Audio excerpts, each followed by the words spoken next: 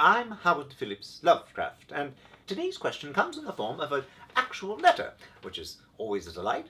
This one is from Rick, who talks about how for the last few decades he has been maintaining what he calls a mail log, a record of all the personal letters he has sent or received.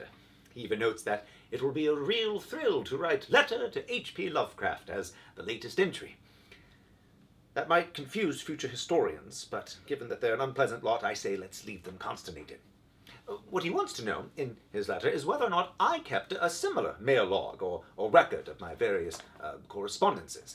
And my memory on this subject is a touch fuzzy, but I'm fairly confident I did not, if for no other reason than certainly by the end of my life, given the dozens of correspondences I was maintaining, it would have taken me just as long to try to keep track of all of them as to write the damn letters themselves.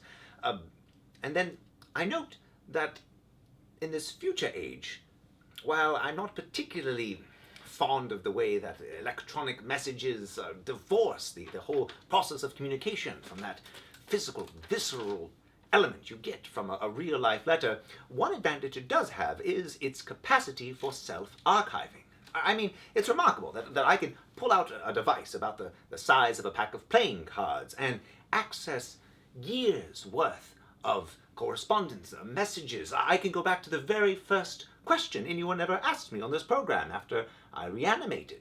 It's rather miraculous.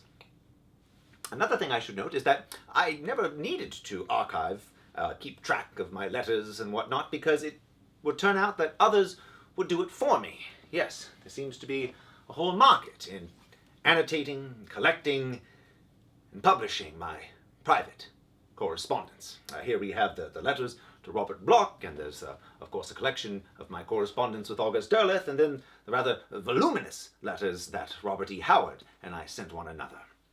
And while I suppose on one level I'm rather aggrieved at this violation of my privacy, on the other hand, it's rather charming to be able to go back and look at some of these old conversations and shared discussions of art and politics, and oh, the arguments, the many, many arguments. Oh, here's Robert being obtuse and incorrect on yet another subject. God, how I miss him. As always, I'm Howard Phillips Lovecraft. Thank you.